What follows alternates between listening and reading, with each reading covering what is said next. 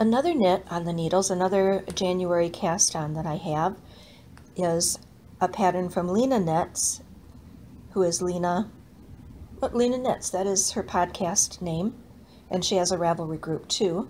She's from Finland, and I've been enjoying Lena so much since I discovered her thanks to Allie of Little Drops of Wonderful.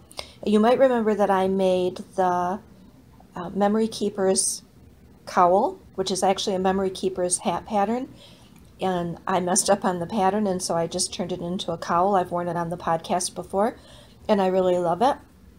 And I had intended all along to make a Memory Keepers shawl as well, and I'm not knitting, neither my daughter and myself are really knitting with commercial yarns anymore, especially sock yarns, but we both have some in our stash, quite a lot.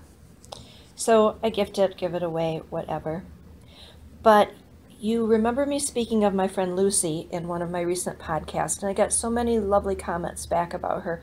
I had purchased some mill-spun yarn of hers and made my tencho sweater out of. Well, Lucy also thought a lot of my daughter. She called her Nikki, which isn't a nickname that many people get to use for my daughter, but she did, and just thought the world of her. And when we were at her house and I was buying the yarn and some things from her, she had a bag of sock yarn that she wanted to be sure that Nikki, as she calls her, got. And so it was a lovely bag of beautiful yarns. Lucy had exquisite taste, so it's all really nice sock yarn. And my daughter and I were discussing it recently, well, what to make. There was a couple of shawl patterns that we thought about. We used to both knit socks a lot, but we use our own farm yarn for that mostly now. And so when I saw the Memory Keepers shawl, I thought about that. And so I bought it for us to make together, and I didn't tell my daughter that I had, and I got the bag of sock yarn out and took out most of the more neutral or softer colors. There's a lot of real earthy tones, and then there's some more neutral colors.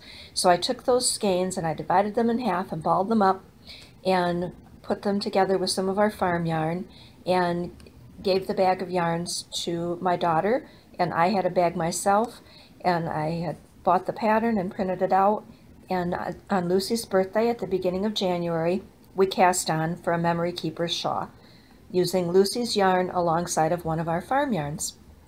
So, and funnily enough, and I have a photo, I think I shared it on Instagram, or I'll show it here. Without telling each other, we both reached for the same color to begin with. I just thought that was really funny. And both of us did it for the same reason. It's this kind of a bright turquoise. It's not so bright in the skein. It shows up quite bright here. But we both kind of thought it looked like a dishcloth. So we thought, let's get that out of the way right off the bat, where it's at kind of a small spot. And also, I messed up a little bit at the start. Not my daughter, she didn't, but I did, and I just kept going. It's right there at the start. So anyway, that's not anything that's a big rush, but Lucy's birthday was the first week of January, and we wanted to cast it on then, and so we did. So that's going to be just an ongoing, enjoyable, memorable shawl that project that she and I are working on, going on forward to the year.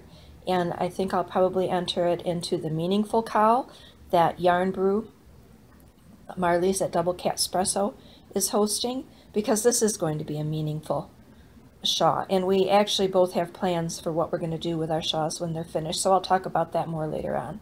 But so that's another knit that's on the needles, that's just something to keep us company, that I'll give you updates on occasionally.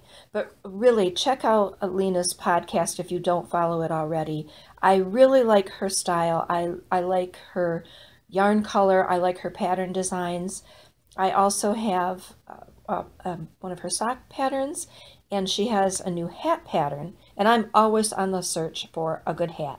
And so Cinnamon Stars, I think it's called. So I have that too, and that'll be something for later on.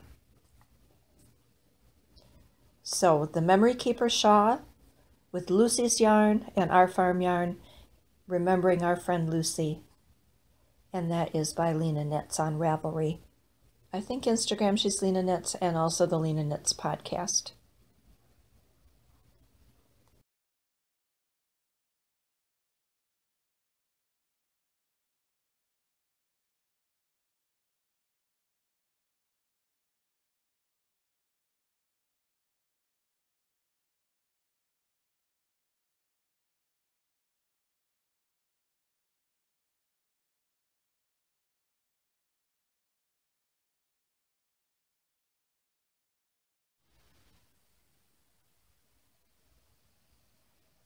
I almost forgot one last cast on. Actually, this was my New Year's Eve cast on.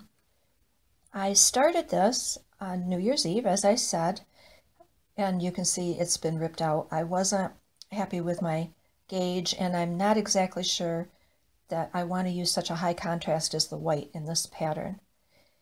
The pattern is called Unstoppable, and it's by Matilda of Organic Knitters, a pair of mittens, and the pattern was a gift to me from a very dear woolly friend, someone who I've followed and admired for a very long time and who is dear enough to chat with me occasionally and who I look up to very much. I won't say who, but I hope she's watching and knows how much this meant to me. But I thought this would be a great New Year's Eve cast on. Just the theme of it, the name of it, Unstoppable. I hope that no matter what I encounter in 2019, the year of my 60th birthday, and whatever else that brings, that I will be unstoppable.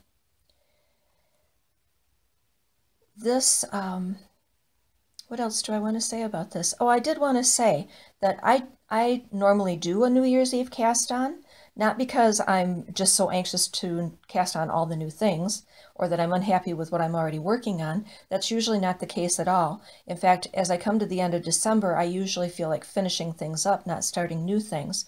But I usually do a New Year's Eve cast on more for the symbolism of it, for the idea of something new going into the new year, maybe a new technique like we talked about for the other make-along, or maybe revisiting an old pattern that I love, or maybe using a different yarn.